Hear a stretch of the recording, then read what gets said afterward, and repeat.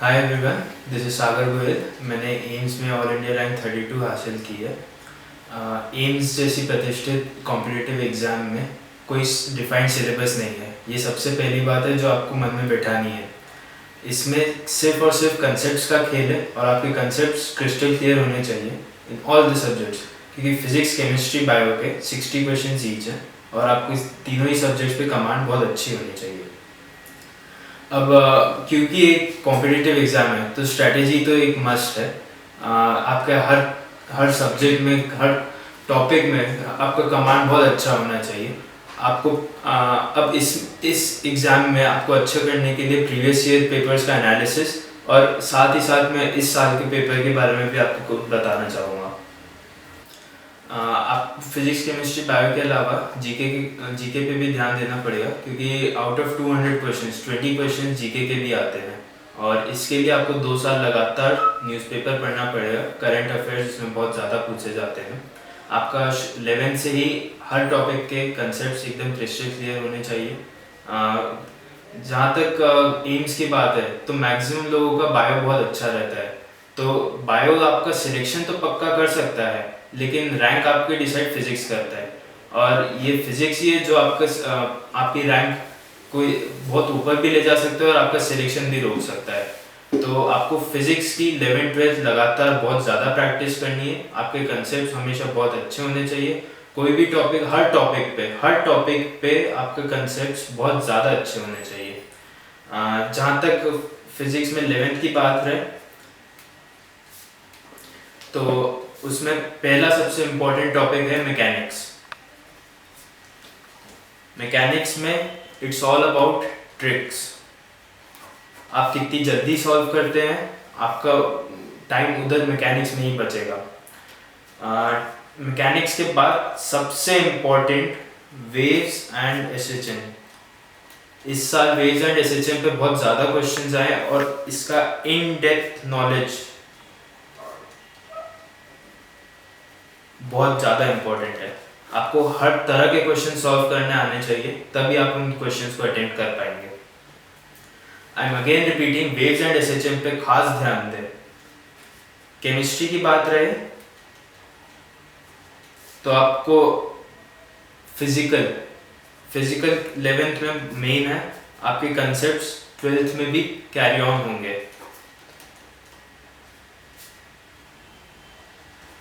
खासकर कि मूल कंसेप्ट, बॉन्डिंग और पीरियोडिसिटी की। 11th में ऑर्गेनिक का जीओसी।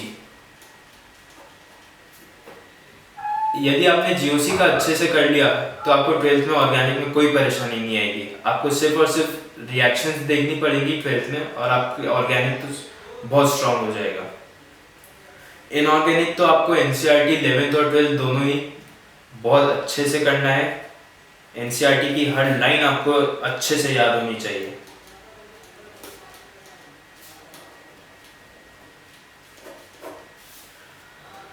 फिर 12th की बात करें, physics again, electrostatics and electrodynamics वो आपको स्ट्रांग होनी चाहिए। आपको प्रैक्टिस तो फिजिक्स में दोनों ही लगेगी। और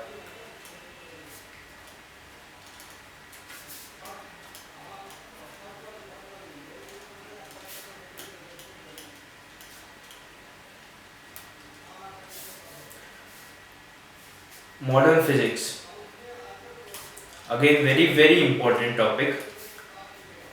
इसके आपको क्वेश्चन बहुत सारे मिलेंगे। आपको कम्युनिकेशन से लेके सेमीकंडक्टर सभी कुछ बहुत अच्छे से पढ़ना रहेगा।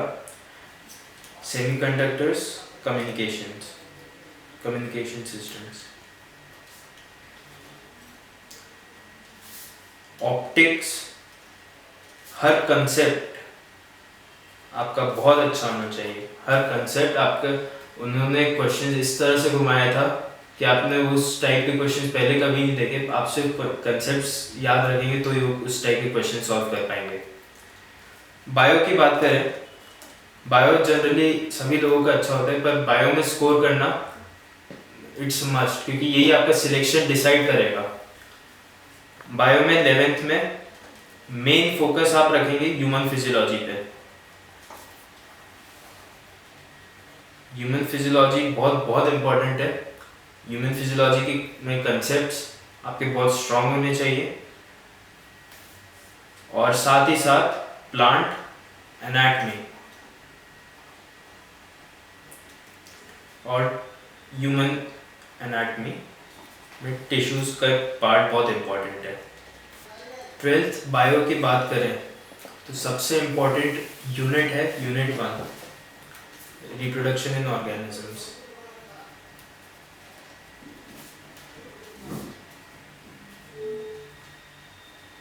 इसमें आपको खास बातों पे ध्यान देना रहेगा। एक है सेक्सुअल रिप्रोडक्शन इन एनिमल्स,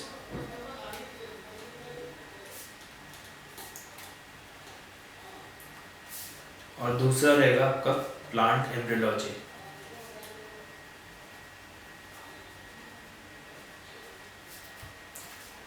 इन दोनों टॉपिक्स पे इस साल काफी क्वेश्चंस पूछे गए। बायो में इसके अलावा बहुत इंपॉर्टेंट टॉपिक है जेनेटिक्स। जेनेटिक्स पूरा कंसेप्ट बेस्ड है,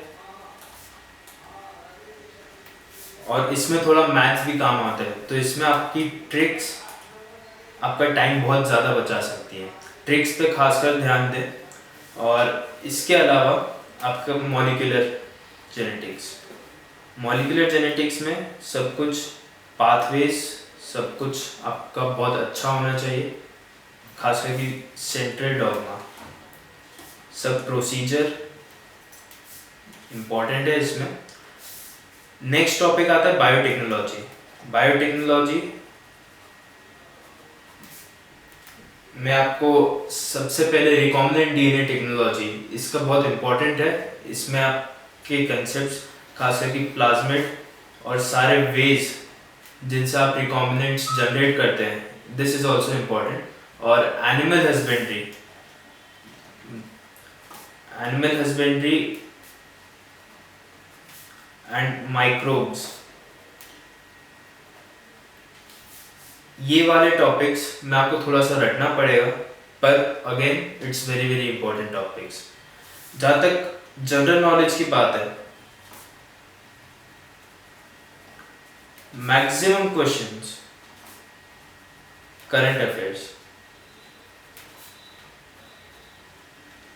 पर अगेन करंट अफेयर्स का कोई भी लिमिटेड नॉलेज नहीं है। आपको हर फील्ड के बारे में नॉलेज होना चाहिए, चाहे वो स्पोर्ट्स हो या फिर कुछ अचीवमेंट्स हो या फिर कुछ भी हो। जैसे इस साल उन्होंने ट्रेन्स के ऊपर पूछा था, फास्टेस्ट ट्रेन का रिकॉर्ड रिसेंटली। अब करंट अफेयर्स में सिर्फ करंट ईयर का नहीं आएगा, पूरे पिछले 2 साल का वो पूछेंगे, तो आपके लगातार न्यूज़पेपर पढ़ने की आदत इज अ मस्ट। ये सब तो हो गई अपनी टॉपिक्स की बात है, पर ऑफ कोर्स आपको डेडिकेशन और हार्डवर्क रेगुलर स्टडीज़ के साथ साथ बहुत इम्पोर्टेंट है। आपको लगातार पढ़ना पड़ेगा, रिवीजन करना पड़ेगा, और 12th के बाद जो रिवीजन होता है उससे आपके फिजिक्स के खासकर के कंसेप्ट्स, 11th के कंसेप्ट बहुत ज़्यादा स्ट्रॉन्ग होंगे। और रही बात केमिस्ट्री की, तो आपको 12th के बाद रिवीजन का बहुत टाइम मिलेगा, जिसकी वजह से आपके 11th-12th के टॉपिक्स बहुत स्ट्रॉन्ग हो जाएंगे। लेकिन बायो में 11th-12th के टॉपिक्स एकदम डिफरेंट है, आपको लगातार रिवीजन करना पड़ेगा, खास करके 11th के क्लासिफिकेशन का प्लांट और एनिमल। हालांकि वो इस साल उसके इतने क्वेश्चंस नहीं आए, पर फिर भी आपके कंसेप्ट्स उसके स्ट्रॉन्ग होने चाहिए। कभी बाद में आ जाए तो आपको एक प्रिकॉशन देना ही चाहिए। अंत में यही कहना चाहूँगा, एम्स जैसे एग्जाम में कंसेप्ट हमेशा आपके क्लियर होने चाहिए। कोई भी क्वेश्चन आए, आप शुरू से बेसिक से स्टार्ट कीजिए, और आप श्योर उस क्वेश्चन को क्लियर कर पाएंगे और उसको अटेम्प्ट कर पाएंगे। याद रहे, अगर आपको कभी भी 11th और 12th में डिप्रेशन आता है, विपिन सर की मोटिवेशनल लेक्चर जरूर देखिएगा। It will boost up to your level, और आपको वापस से पढ़ने का ज़ील मिलेगा। अंत में बी फोकस्ड, बी डिटरमाइंड, और आप यकीनन इस मुकाम तक पहुंच पाएंगे।